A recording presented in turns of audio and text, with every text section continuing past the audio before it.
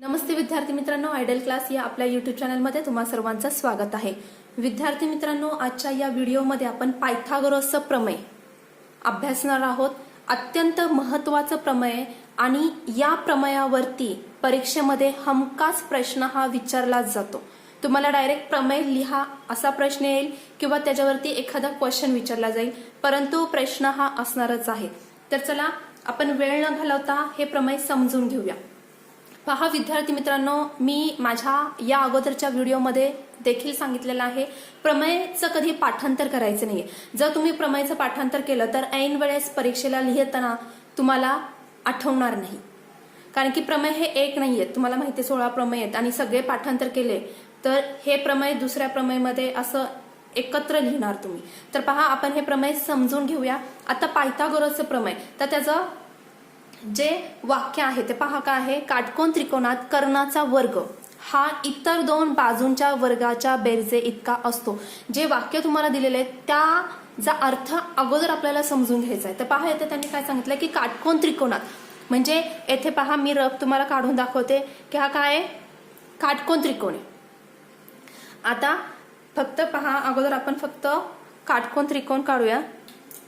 फक्त मी हा 90 अंशचा कोन काढते या काटकोन त्रिकोणात। आता काटकोन आपण कशाला म्हणतो, ज्याचा एक कोन 90 अंशाचा असतो। आता हा पहा 90 अंशाचा आहे, मला याला नाव देते ABC। बी कोन हा 90 अंशाचा आहे। आता काटकोन त्रिकोणात कर्णाचा वर्ग हा काय झाला, कर्ण।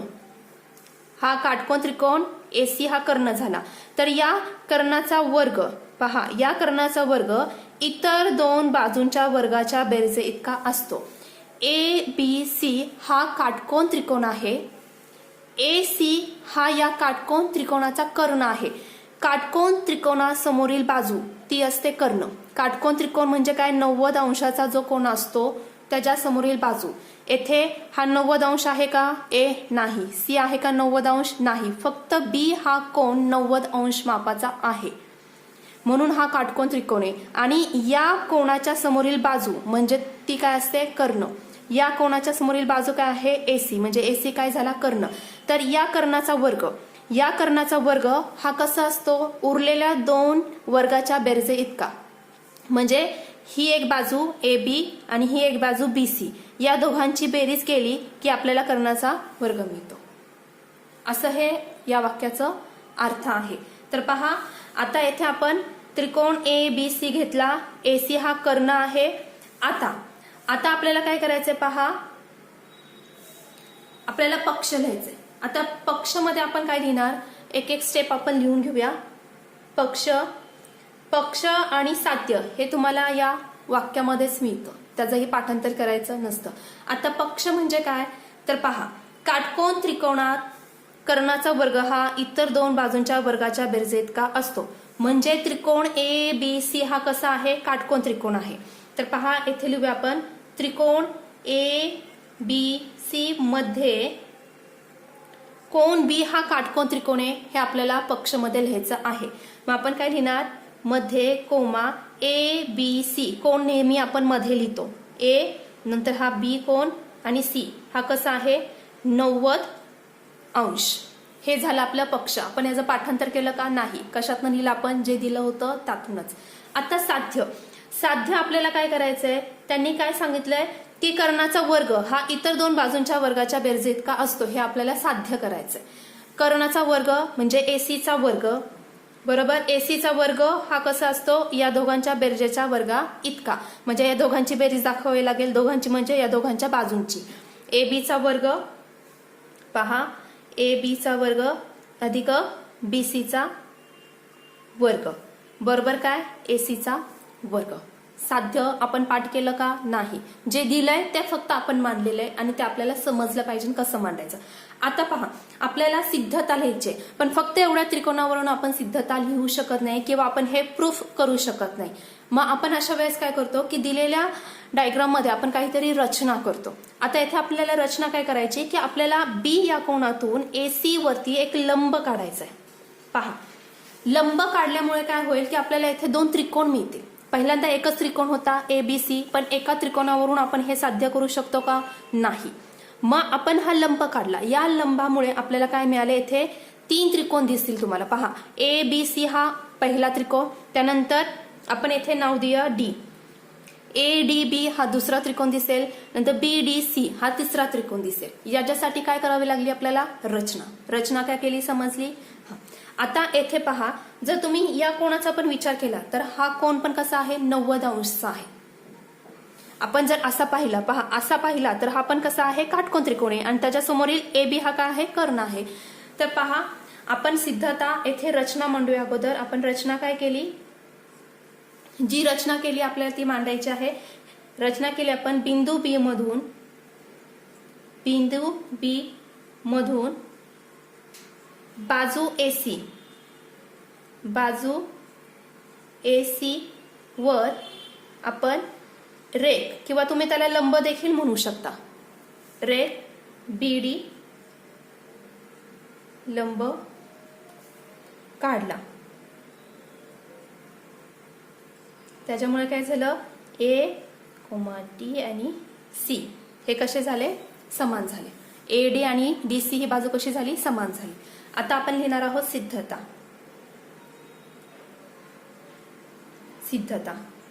आपल्याला काय करायचं, सिद्ध हे AC चा वर्ग बरोबर AB चा वर्ग अधिक BC चा वर्ग. आता पहा, सिद्धतामध्ये आपण काय करणार आहोत, आपल्याला रचना तर दिलेली आहे माहिती. आपल्याला इथे त्रिकोण ABC, समरूप त्रिकोण ADB, समरूप त्रिकोण BDC, ही काय आहे, काटकोन त्रिकोणाची समरूपता आहे. या अगोदर आपण काटकोन त्रिकोणाची समरूपता याचं देखील प्रमेय पाहिलेला आहे. काय सांगतं ते प्रमेय आपल्याला, की जर काटकोन हा 90 अंशचा असेल आणि त्याची आपल्याला, तर पहा आपल्याला ती समरूपता, काटकोन त्रिकोणाची समरूपता काय सांगते, की काटकोन त्रिकोणात कर्णावर काढलेल्या शिरोलंबामुळे म्हणजे याच्यामुळे जे त्रिकोण तयार होतात ते त्रिकोण कसे असतात, एकमेकांशी किंवा परस्परांशी समरूप असतात. मग आपल्याला हे त्रिकोण कसे दाखवायचे आहेत, एकमेकांशी समरूप आहेत हे आपल्याला दाखवायचं आहे. तर आपण काय लिहिणार, येथे त्रिकोण ABC मध्ये जो मेन होता त्रिकोण, त्याच्यामध्ये आपल्याला काय काय मिळालंय, त्रिकोण, पहा येथे लिहिते त्रिकोण. पहिल्यांदा घेऊ आपण ABC, जो मेन आहे तो ABC, हे समरूपचं चिन्ह काढलं आपण. त्रिकोण कोणता आहे, ADB, जो आपल्याला परत एक 90 अंशचा मिळाला कोण, तो ADB. त्याला समरूप कुठला आहे, त्रिकोण BDC, म्हणजे हे एकूण 3 त्रिकोण आपल्याला या लंबामुळे मिळालेले आहेत. त्रिकोण BDC आपण लिहिणार की काटकोन त्रिकोणाची समरूपता, काटकोन त्रिकोणाची समरूपता.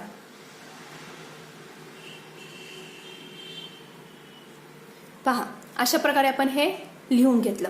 आता पुढची स्टेप काय करणार, आपण या तिन्ही त्रिकोणापैकी 2 त्रिकोण घ्यायच्यात आणि त्याच्या संगत भुजा आपल्याला एकरूप दाखवायच्यात. पहिल्यांदा आपण 2 त्रिकोण घेणार आहोत, त्याच्यावरनं आपल्याला त्याच्या संगत भुजा दाखवून एक समीकरण तयार करून घ्यायचंय. आता मी पहिल्यांदा घेते, येथे पहा एक पॉइंट टाकते, येथे लिहिते मी, पहा एक पॉइंट. आपण त्रिकोण ABC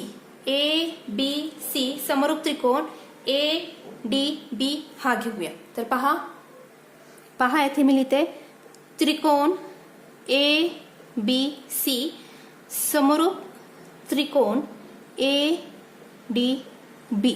आता यात काय करायचं आपल्याला, पहा ABC म्हणजे हा आणि ADB म्हणजे हा, याच्या आपल्याला संगत भुजा एकरूप दाखवायच्यात. आता AB बरोबर काय असणार आहे, AD, समोरासमोरील. संगत भुजा म्हणजे काय, समोरासमोरील, म्हणजे AB छेद मी AD लिहिते, म्हणून AB छेद AD बरोबर. आता BC बरोबर काय येणार, DB येईल, म्हणजे याच्या समोरील बाजू कुठली आहे, ही, म्हणजे BC छेद DB. यानंतर आता काय उरलं, AC. आता AC छेद AB येईल. आता AD आहे, पण AD न घेता आपण ही पूर्ण घेणार आहोत, AC छेद AB. ह्या कशा आहेत, संगत भुजा. आपण इथे लिहिणार संगत भुजा. आता पहा, आता परत ए बी छेद ए डी बरोबर आपण या दोघांचा तर विचार केला तर पहा काय आहे ते बी सी छेद डी बी ए सी छेद ए बी. आता आपण इथे काय घेणार आहोत बी सी छेद डी बी न लिहिता आपण डायरेक्ट ए सी छेद ए बी घेणार आहोत. ए सी छेद ए बी. आता हे आपण का घेतलं पहा. आता इथे आपण हे न घेता हे का घेतलं कारण की आपल्याला इथे वर्ग करायचा. आता तुम्ही जर हे पाहिलं ए बी छेद ए डी बरोबर ए सी छेद ए बी आपण या दोघांचा वर्ग करू शकतो. म्हणजे मी इथे काय लिहू शकते ए बी चा वर्ग. म्हणजे आपल्याला एक बाजू ही समान पाहिजे नाही ती आपल्याला याच्यात मिळाली. म्हणजे ए बी इकडे पण आहे आणि याच्यामध्ये पण आहे म्हणून मी हे न घेता हे घेतलं. आता या दोघांचा आपण काय करणार तिरकस गुणाकार करणार. आता येथे काय येणार ए डी गुणिले ए सी हे मिळालं आपल्याला समीकरण 1. अशाच प्रकारे आपल्याला दुसरा त्रिकोण घेऊन समीकरण 2 हे मिळवायचं आहे. तर पहा आता दुसऱ्या त्रिकोणामध्ये मी परत घेते त्रिकोण जो मेन त्रिकोण आहे त्याला आपण हलवायचं नाहीये. आपला मेन त्रिकोण काय आहे एबीसी त्याला आपण हलवणार नाही. त्याच्याबरोबर आपल्याला दुसरा समरूप दाखवायचा आहे. येथे दाखवलं होतं आपण ए डी बी. आता इथे दाखवूया बी डी सी. एकदा हा घेतला आता दुसऱ्यांदा हा घेणार आहोत. जो मेन आहे तो हलवायचा नाही. येथे पण एबीसी आहे येथे पण एबीसी आहे. पहिल्या ह्याच्यात आपण हा घेतला दुसऱ्या ह्याच्यामध्ये आपण हा घेणार आहोत. बी त्रिकोण बी डी सी. आता याच्या आपल्याला बाजू काय दाखवायच्या समान दाखवायच्या. आता ए बी आणि ए डी इथे पण येणार कारण की ते आपण हलवलेलंच नाहीये. पहा ए बी छेद ए बीच्या समोरील आपण आता बी डी घेऊया. बी डी ए बीच्या समोरील कारण की आपण हा त्रिकोण घेतोय तर आपण बी डी लिहू शकतो. बी डी बरोबर. ह्या बाजू लिहिताना काळजीपूर्वक लिहायच्या. जर एखादी बाजू तुम्ही चुकीची लिहिली तर तुम्हाला असं समीकरण मिळणार नाही. नंतर बी सी बी सी छेद डी सी बी सी छेद डी सी बरोबर ए सी छेद बी सी. पहा आणि अजून एक जर तुम्हाला ह्या त्रिकोणावरून ह्या समरूप संगत भुजा लिहिता येत नसेल तर एक ट्रिक तुम्हाला सांगते. पहा आता येथे आपण त्रिकोण काय लिहिला ए बी सी समोर त्रिकोण बी डी सी लिहिला. आता हे लिहिताना काय करायचं ए बी छेद डी सी म्हणजे हा ए बी छेद हा डी सी केला बरोबर. ए बी छेद डी सी आला. नंतर काय राहतं बी सी छेद डी सी केला आणि नंतर ए सी छेद बी सी केला. अशा प्रकारे लिहून घ्यायच्या. येथे पण तेच आहे. पहा अगोदर ए बी छेद ए डी केला त्यानंतर बी सी छेद डी बी केला ए सी छेद ए डी केला. म्हणजे जर तुम्हाला त्रिकोणावरून लिहिता येत नसेल किंवा तुम्हाला असं वाटत असेल आपण चुकीचं लिहू शकतो तर डायरेक्ट त्रिकोण लिहायचे आणि अशा पद्धतीने मांडणी करायची. अगदी सोपं आहे. पहा येथे पण आपण लिहिणार संगत भुजा. पहा आता आपलं काय करायचं आहे वरच्या प्रमाणे. आता ए बी आता येथे पहा आपण जे दोन समान आहे येथे आपल्याला काय समान दिसतंय. आता बी सी येथे बी सी आहे येथे पण बी सी आहे म्हणजे आपण या दोघांचा विचार करणार. आता येथे लिहिते पहा बी सी छेद डी सी बरोबर ए सी छेद बी सी. कारण की आपल्याला वर्ग करायचा त्याच्यामुळे आपल्याला एक बाजू ही डबल वेळा पाहिजे नाही आणि याच्यात आपल्याला मिळते बी सी मिळाला येथे नाहीये त्याच्यामुळे आपण हा साईडला काढून टाकला. आता तिरकस गुणाकार केल्यानंतर बी सीचा वर्ग बरोबर डी सी गुणिले ए सी हे मिळालं आपल्याला समीकरण 2. पहा आता समीकरण 1 आणि 2 मिळालं. आता आपण येथे लिहूया समीकरण 1 व 2 वरून. आता समीकरण 1 व 2 वरून आपण काय करणार आहोत की यांचा आपल्याला काय करायचे. पहा आता त्यांनी काय सांगितलेलं की काटकोन त्रिकोणात कर्णाचा वर्ग हा इतर दोन बाजूंच्या वर्गाच्या बेरजे इतका येतो. म्हणजे ह्या दोन बाजू आहेत ए बीचा वर्ग आणि बी सीचा वर्ग हे लिहून घ्या. ए बीचा वर्ग प्लस बी सीचा वर्ग बरोबर हे काय आहे ए डी गुणिले ए सी अधिक आपल्याला बेरीज करायची आहे डी सी गुणिले ए सी आपण लिहून घेतला. आता पहा येथे आपण काय करणार आहोत ए सी याच्यामध्ये पाहिलं तर तुम्हाला ए सी हा कॉमन दिसतोय म्हणजे ए सी आपण पहिल्यांदा काढून घेऊया बाहेर. मग राहिला काय ए डी छेद DC, बरोबर. आता AC कुठे? एसीच म्हणजे काय असतो पहा. AC मी लिहून घेतला. AC हा जो आहे हा काय आहे? AD plus DC. तुम्ही या आकृतीमध्ये पहा, AD आणि DC म्हणजेच काय असतो? आपण इथे लिहून घेतलेले पहा, A-D आणि C. म्हणजे तुम्ही डायरेक्ट AC पण लिहू शकता. हे न लिहिता तुम्ही इथे डायरेक्ट AC पण लिहू शकता. AD प्लस DC म्हणजेच काय तो? AC. म्हणजे हे न लिहिता मी त्याच्या जागी काय लिहिलं? AC लिहिला. आणि येथे आपण लिहिणार A-D-C. आता पहा हे मी लिहून घेते, AB चा वर्ग प्लस BC चा वर्ग बरोबर AC गुणिले AC म्हणजे काय? AC चा वर्ग. म्हणजेच काय? हे व्यवस्थित लिहून घेते, AC चा वर्ग बरोबर AB चा वर्ग प्लस BC चा वर्ग. पहा, आपल्याला साध्य काय करायचं होतं? AC चा वर्ग बरोबर AB चा वर्ग अधिक BC चा वर्ग. झालं साध्य हे. पहा, अशा प्रकारे आपण विद्यार्थी मित्रांनो, अशा प्रकारे आपण हे पायथागोरसचं प्रमेय सॉल्व्ह केलेलं आहे. अत्यंत सोपं प्रमेय आहे हे. तुम्ही प्रॅक्टिस करा. जोपर्यंत तुम्ही स्वतः प्रॅक्टिस करणार नाहीये, तुमच्या मनातील भीती ही जाणार नाहीये. आणि परीक्षेत हमखास ह्याच्यावरती प्रश्न हा विचारला जातो, फिरवून प्रश्न विचारला जातो. डायरेक्ट ते असं म्हणणार नाहीत की पायथागोरसचं प्रमेय लिहा. मे बी हे तुम्हाला अशी एखादी स्टेप करावी लागणार आहे.